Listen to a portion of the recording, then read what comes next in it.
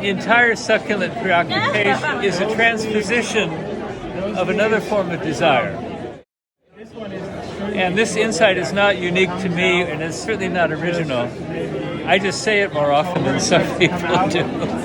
I'm succulent book author Debra Lee Baldwin, bringing you mesemb expert Stephen Hammer, celebrated for his understated wit and humor. In part 1 of this series, Austen, also of the Sphaeroid Institute, told us that what he likes most about conophytums and lithops are their bodies. The individual body units, the most important thing.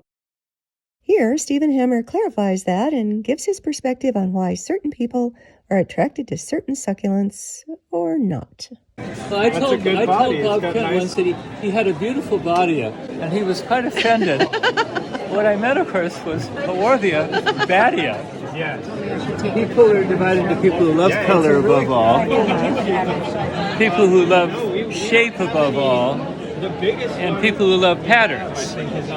Yes. And any of those are independent variables, obviously.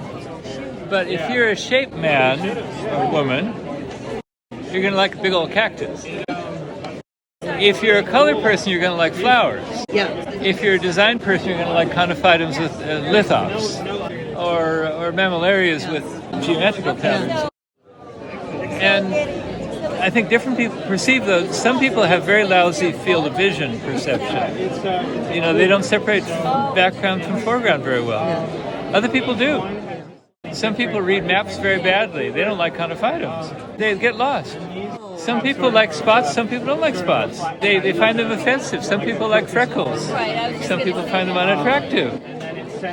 Everything can be symbolized or transposed. I can very often predict what a customer is going to like, what they notice, and what they noticed the last time. Because people don't change. If they like red, they still like red. And some people like green. They don't want their Haworthias brown. They hate them brown. The Japanese can't stand them brown. It's like in Jane Austen's England. You remember the problem with Elizabeth? She was freckled. She was brown and freckled and therefore common. She'd been in the sun too much. Like a servant girl.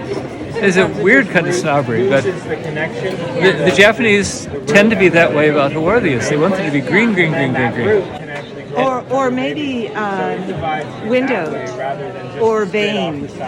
Well, yeah, veins would be, that's too intimate, surely.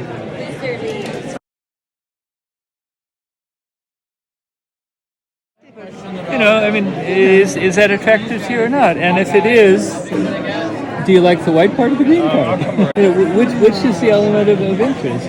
Or is it the drama of changing? So the symmetry is emphasized by the white line. They're so marvelous because of their gelatinous texture. It's variegated, it's different. It highlights different parts. And I had a person come in about an hour ago, and she was over the moon about these Renoirdii. What she liked was the unpredictability.